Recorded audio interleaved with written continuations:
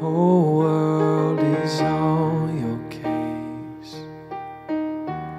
I could offer you a warm embrace to make you feel my love. When the evening shadows and the stars appear, and there is no one to dry your tears, I could hold you for 1,000,000 years to make you feel my love. I know you haven't made your mind up yet, but I could never do you wrong. I knew it from the moment that we met.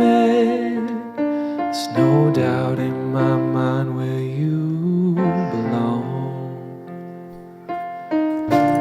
I go hungry, I go black and blue,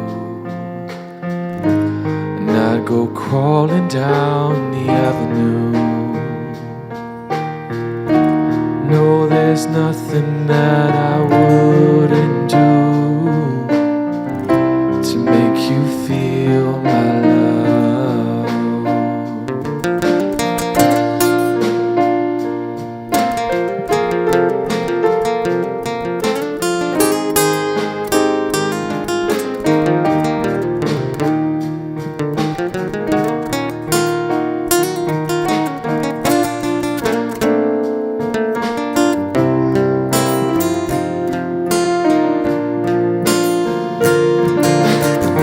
The storms are raging on the rolling sea, and on the highway of regrets. The winds of change are blowing wild and free, but you ain't seen nothing like me yet. I can make you happy, make your dreams come true. No, there's nothing that I wouldn't do. Go to the ends of the earth for you to make you feel my love, to make you feel my love. Thank you. In the world today, we hear many people saying, the world should become one. They all want to see a peaceful and happy world. In religious terminology, we would say that we need to build the kingdom of heaven on earth. We need to build an ideal world. But even though people say this, and even though the whole world wants this and tries to make this happen, they'll have yet to learn that this can only come about through the family. For this reason, unless we actually build a worldwide foundation upon which we sing of the ideal in the family, build peace within the family, and sing songs of love and happiness in the family, no matter how much we dream of the ideal world or the kingdom of heaven on earth, that world will not come about. Again, I'm saying that we have to change our families one by one.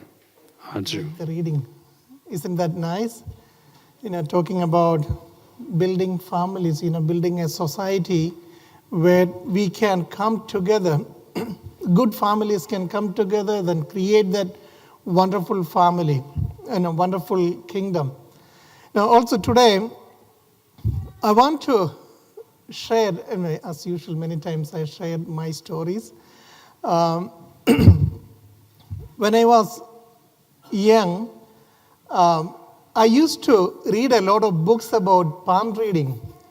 I was excited about that because I had an uncle who was really interested in palm reading, yoga, and all kind of this half spiritual kind of things. So I used to borrow books from him and study how to read palms. Then I do that. I try palm reading, my palm reading abilities with my friends. And more than my friends, I used to do that with my siblings and my parents' hands. Like I would read their palm and tell them, like, try to tell how their future going to be and this and that. But right now, when I think about that, more than the lines of their palm, what I remember now, that feeling is that how was the feeling I get from their hands. Like I remember especially my father's and mother's hands, they were kind of very rough, strong hands. And in my experience, mostly I was always with my mom. Whenever I get a chance, I look into my mother's hand, my mother's palm, try to read. Then I said, I remember my mother's palms were very, very rough. I didn't think much about that time, but when I think about now, I know why my mother's hands were rough, and she had callus on the hands. Do you know callus? Like it's a thickened skin. Because she used to cook a lot. We were 5 kids, always doing a lot of things in kitchen. Then we had a small farm. She many times do things in our farm, and sometimes gardening in our yard. And also we had a few cows, and also we had goats, not goat. Okay, then we had a lot of chickens and rabbits and so many of these kind of things. We used to raise them in our home. We used to have a farm. Even though I say we take care, but mostly it was my mother taking care of that. We as children, we help her. And that was because she does all those kind of work. Her palms were very rough, and she had not always kind of really soft and shiny, not like that. You know that recently my mom was here, and one day I was sitting with her after our evening prayer, and she's beside me on the couch. Then just I took her hand. Let me see, how is your hand? How is your palm now? And it was really smooth, very soft. I was kind of surprised, even though this recently I didn't really give much attention to her palm, even though I always talk to her. Then I said, oh, that's because I don't do any hard work nowadays. That's why it is very soft. And anyway, then that somehow lead us to a conversation about what we used to do when we were kids, when they were raising us, and all the work we were doing. We had our house was, our farm was almost a mile away from our home. Many times we have to go there and then bring stuff from there. And it's a lot of work. And then she used to say, oh, you used to help me a lot. We did so many things. She taught me a lot of farming, how to do things and those kind of things. And she taught me how to milk cows, milk goats. And it's when I think about now, it's all fun. But that time it wasn't really fun. I had to get up early morning, milk the cows and milk goats, and then have to go to our farm, the other side of the town, then do a lot of things. And my father would be, if he's home, he would help us. Otherwise, he was mostly traveling, and he had a business of trucking business, and so he's not always there. And with the experience, my experience last month with my mom, again trying to read her palm, it wasn't not really trying to read. Just when we sat together, I just took her hand and was looking into her palm. It really reminded me after that, several weeks ago, but really reminds me how much my parents were doing for us. Now, my mother used to wake up around 4:30 every day, And then she would cook in that early morning. Then she would call us, wake us up around 5:30 and to study us. Then I never wanted to wake up in the morning. And I'm okay in the evening, in the night, I can go up to, if I don't sleep, I can continue. But once I'm down, I don't want to wake up. And I even remember I'm asking my mom when I was maybe a late teenager, Ma, how do you want to continue? Don't you want to sleep in the morning? Like, why you always wake up? Don't you sometimes want to sleep? Then she would smile me and saying that that's not an option for her. So she doesn't think about that. Because if she sleep, there's no food and it's difficult. We had last week something happened. Somehow both my alarm and Rani's alarm didn't ring, and that day I slept very late. I had to finish some urgent thing, so I slept around 2 a.m. Maybe I shut off my phone or something. I didn't wake up when it was too late. And suddenly we had to wake up our kids and send them without food and then give them money to buy food for lunch and everything. Anyway, that time, those things were not even an option. So my mother had to always wake up and cook for us and then do after that all day, always working. And now, a few weeks ago when I was sitting with my mom, we were talking about that. In one part reminds me of how much she was working and really made me really sad. And then same time, I felt so good that she doesn't have to do that same thing now. And she was telling me that, now you do the things and you are raising your children and you are taking care of me. That's why I don't have to do such kind of things. It's not just me, like all of my siblings, we all together take care of our moms and whatever the needs she has. She doesn't have in India, we don't have a system of social security or unless you were a government employee, you can't get a pension also. So it's mostly children take care, but sometimes if children don't take care of parents, it's very miserable, their situation. And my mother was quite happy sharing about these things, and somehow she is even saying that, while we went through all those tough times, and that's why I'm okay now. It's a good time now. Something like that she was telling me. And for some reason, this last 3-4 weeks, I always think about this. Then somehow I feel like even our true mother coming now here, and I felt, that's very similar I felt. Our true parents took care of us in many, many different ways.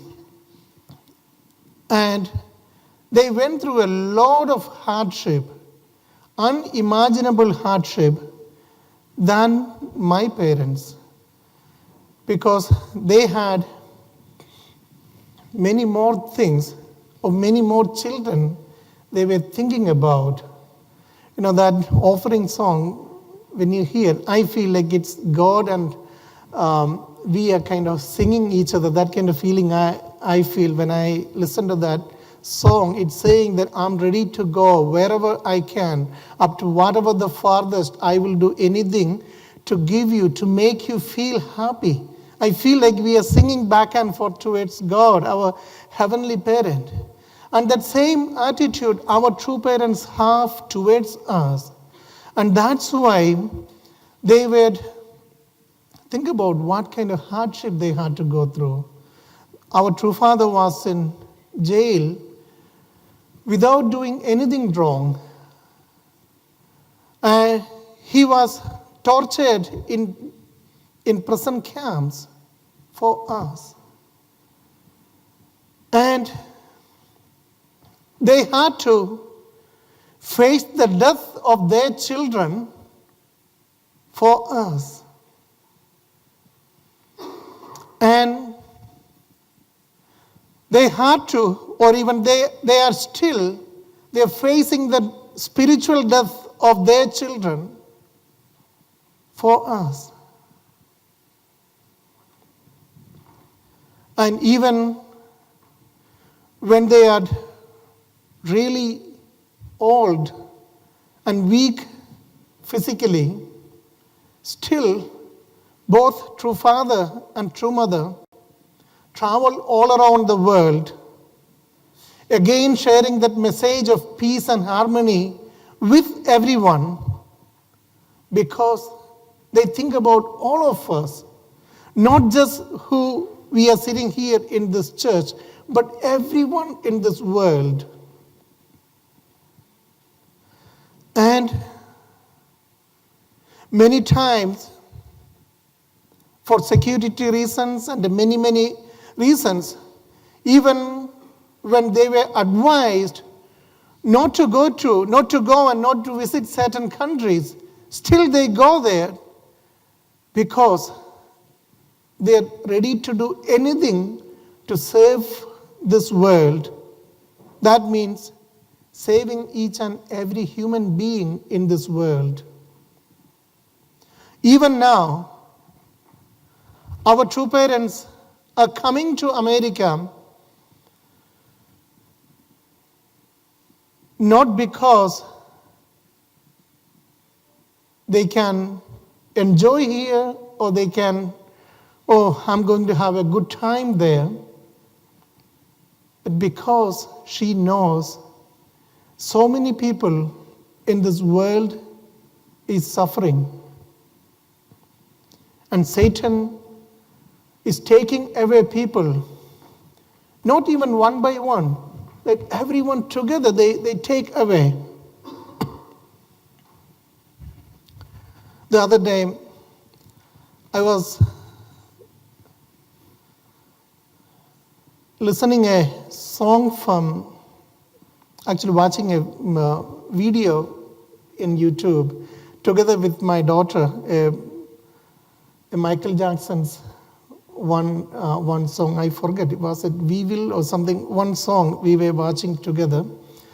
Anytime when I listen to a music, especially when I watch him on the video and listen to music, I become so emotional, especially with the Michael Jackson and Freddie Mercury. Many times I feel crying. I can't even, like when my daughter asked me about, I couldn't talk properly because I became so emotional thinking about their life. These talented people, amazing sons and daughters of God, they did not have a good life. And they are the ones, God created them as God's own child. But what kind of miserable life, even though they had those amazing talent, money and everything. Why is that? Because in this world, we lack that understanding of God. People do not understand.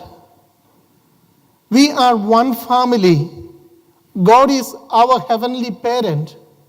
And nobody is there to teach them that. And no one was there to remind that great truth. And when I see these people, when I think about how they died, how they went back to spirit world that early, I feel so sad. I love their music. Sometimes, some people, many times people hate them also because of the type of life they had. But I always feel sad. They were taken away. How can we? What can we do? Because of that, our true parents can't feel joyful and can't feel satisfied, cannot sit in their home and enjoy that life they should be enjoying. Think about Jesus. who gave his whole life for that message of peace. He wanted to teach. He wanted to convey to all of us who we are, to let us know who we are. But he had to go to the cross. He was even willing to, without any complaint, without any complaint, he went onto the cross and gave his life. And if we look into his palms, we see the marks of nail and the bleeding hand. Now, when I was young, I used to pray in front of crucifix.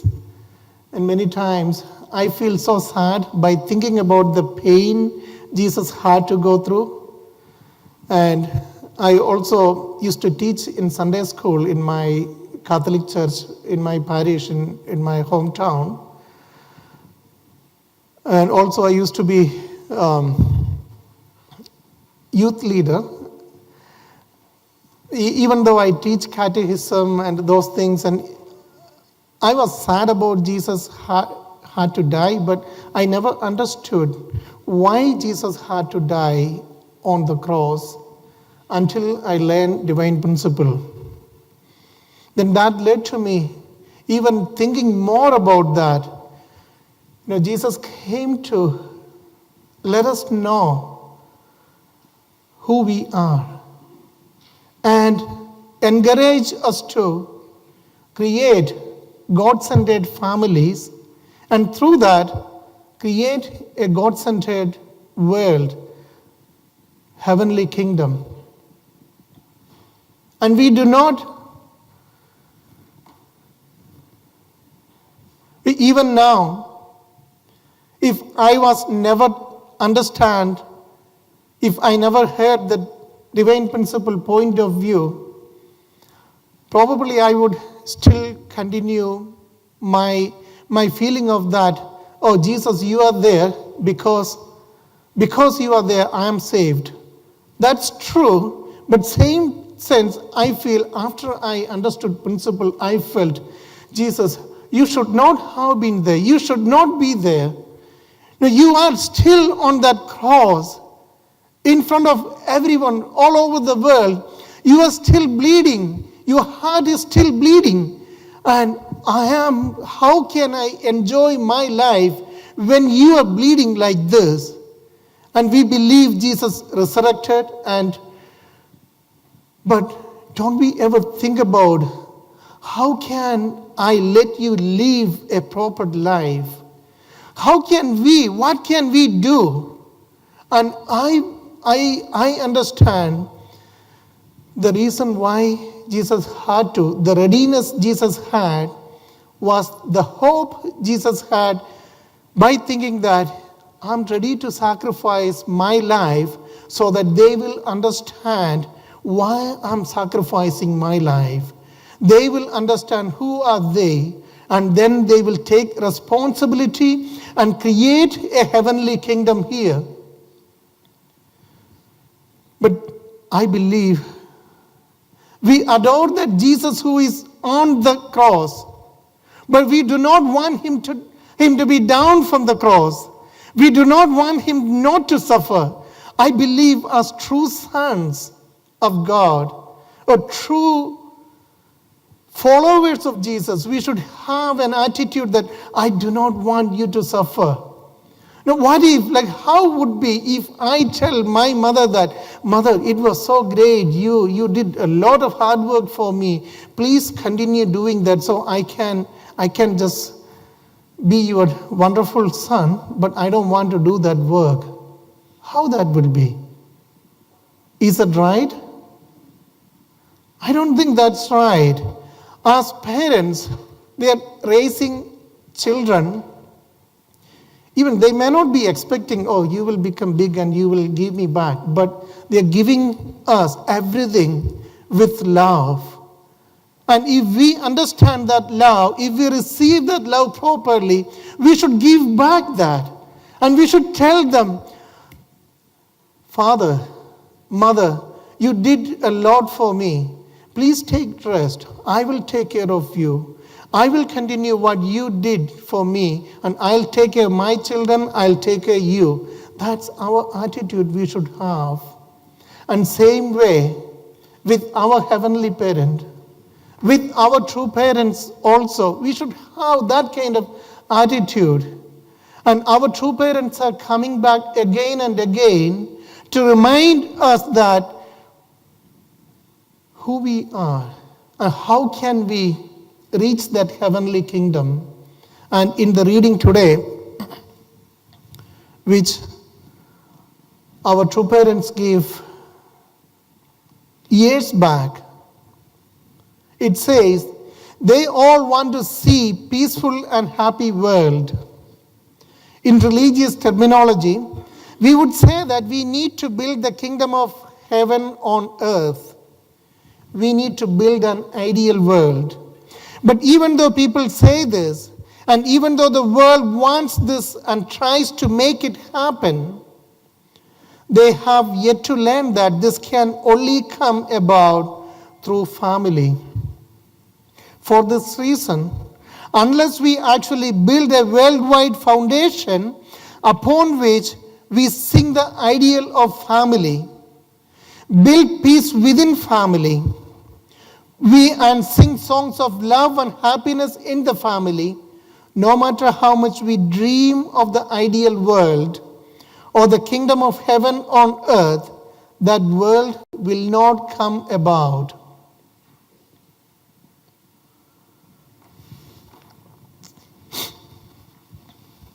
And again it says, again I'm saying that we have to change our families one by one.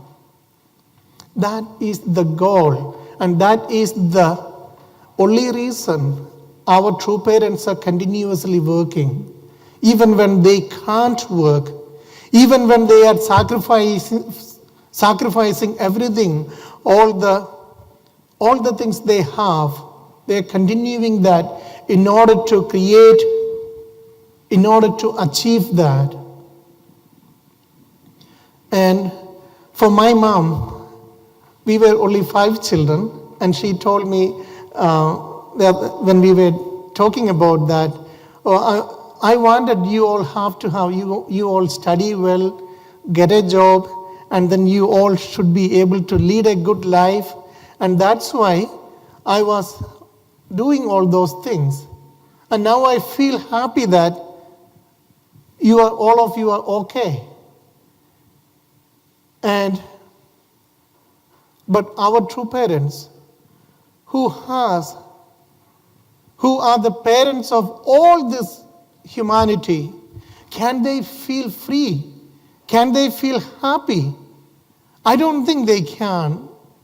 I think they are still traveling around the world because this world is still not a good world. Families are not still good enough.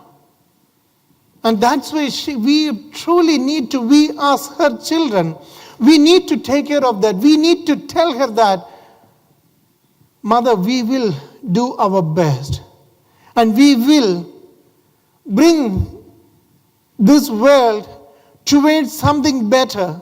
We will change this world. And that's why when she come here next Monday, she will be talking about the same message. She will be talking about how this world can be restored, how we should act, what we should do. In certain way, the same message she or our father also used to tell us. She would remind us that. And we truly need to understand that heart of our true parents to provide a good life for entire humanity, all of her children, and let us do our best who understand among her children, very few of her children understand her heart. And let us act according to that. You know, I will never say it's a sin you are not going to, if anybody not going to attend. It's not a sin, or you are not going to hell or anything if you can't make it on next Monday. But it will be really good if we can really bring someone to listen to our true mother. It will be really good if we can really propagate that message, promote that message, so that we can, even though sometimes we are not physically together, if we can bring everyone together and make this world a safe place for everyone, where our children can freely walk around, if we can make that, that will be the best thing our true parents can feel free. That will be the best gift for our true parents, so that they will feel comforted. And this coming Monday, not tomorrow, November 12th, if we are able to bring some new faces there, and if they are able to listen to our true parents and able to understand a little bit of their heart, understand a little bit of heart of heavenly parent, the world can become a little better. It may not be a miraculous change, but it will help this world to become a better place. You know, yesterday from this weekend, we are encouraging, probably you heard about buy one get one deal. Let me explain what does it really mean. It really means that, you know, many of our brothers and sisters ask me or shared with me that it's because of the high cost of the ticket price, they can't invite whole lot of people. And so this will help you, like whoever already bought tickets, you can get additional tickets without extra fee, so you can invite more people, specifically people who would never had true parents, so that they can really, if they get a chance to understand why Jesus had to die on the cross, what was Jesus' dream, what made him to take that strong decision of being ready to go on the cross and giving up his life. And what was the reason our true parents were ready to give up everything they had? I believe at least some people will be able to understand that if they will be able to listen to our true mother. So please do your best to bring people to listen to our true parents. And not only for other people, for us also. It's a great reminder.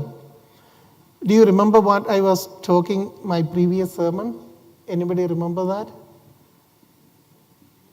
No one? What's that? It's so many sermons, and so can't remember. Usually I remember my sermons.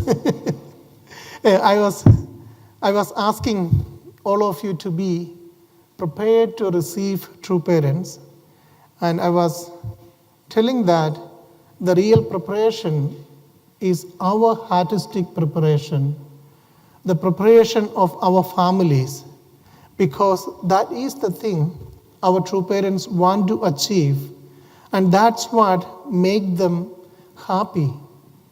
Even if we are super rich and we have a lot of money, if our families are breaking down, if our communities are not really taking care of each other, if our individuals are struggling, our true parents can never be happy.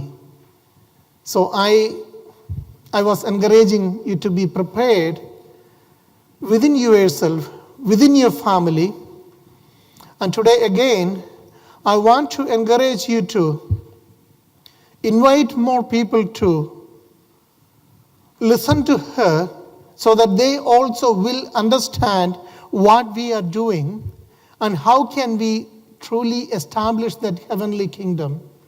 Now, this is by restoring families, and it is saying that one by one, families have to be restored one by one.